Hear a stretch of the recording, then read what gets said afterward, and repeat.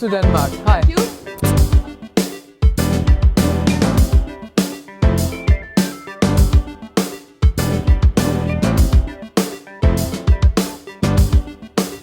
Yeah, it's been some years since you had me in your center and taught me all the things that I still use a little bit of, because I never actually forgot them. It meant a lot to me. And since that time, I've always been wondering, what about your career?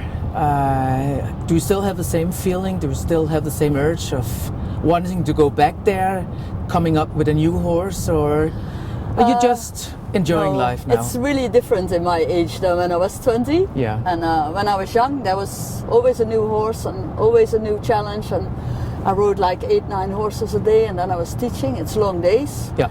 And then I loved it. Yeah. But then, then you get older, and I won everything I wanted. Then I got my 2 children.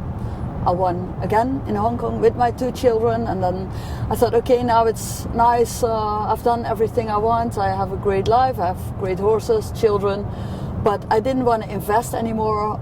Before I would invest all my money in one horse. Yeah. And because that was the only thing that I wanted, and now it's different. So I invested in the new barn. Yeah. Like it was there, but when you were there, it was old. Yeah. Now it's very nice. It's very nice. Yeah. I'm focused more on training other people now. I'm riding still a lot of horses, but I don't really have one horse for myself at the moment that I think will be a top horse, or I have a horse and I know it's going to be sold, which is fine for me, because what I miss is that I don't have one horse for myself that I can find the challenge in how far can we come. Yeah. But I don't miss the competing at all. The other question that I've been wanting to ask you for so many years is how it feels like been winning all there is to win and still be maybe the hottest issue in the dressage world. The way I see you, I'm sure it's not a problem for you, but does it impact on you in some kind of way that people still want to prove you wrong in your system, or? No, I'm not really focused on that at all. I have been spending energy on it, Yeah. and I think it was a waste of my energy, because I think, I've been proving that I was the best. I've won 3 Olympics in a row. There are not so many dressage riders that can say that. Then my first Grand Prix horse became 34. Bonfire, I had to put him to sleep when he was 30, and he was still in a very good shape. They have been competing, Bonfire and Salinero have been competing 3 Olympic Games. Yeah. With medals, all 3 games. Not so many people that can say they have had 2 horses like that. No. And now Salinero is retired. I still ride him a few times a week because he enjoys the riding. Yeah.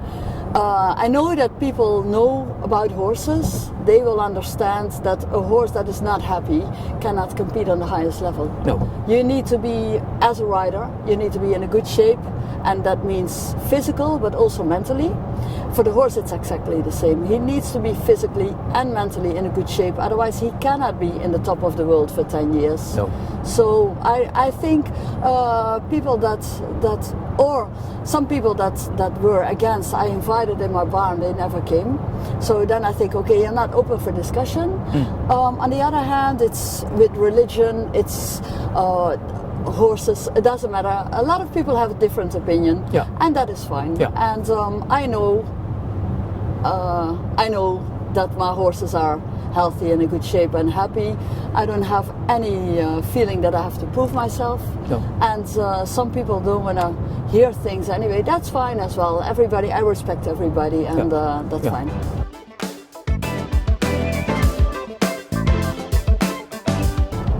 I had the feeling when I was at your barn that you were finding a little bit inspiration from your reining.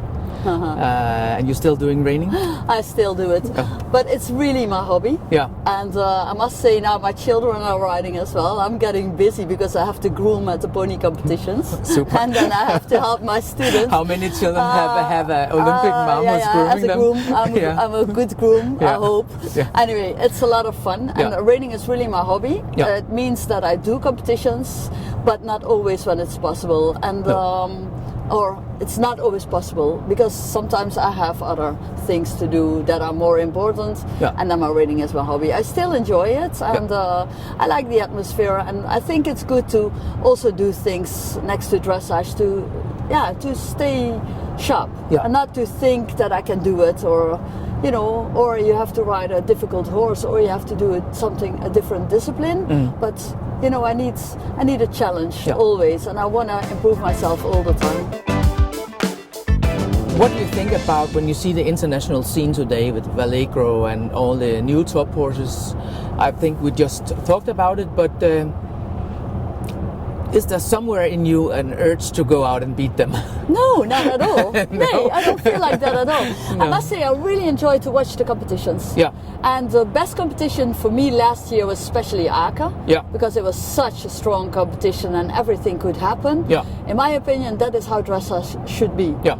And I think it's really too bad that Damon Hill and Helen Lange-Haneberg are split up at the moment, because it only makes it less interesting. Yeah.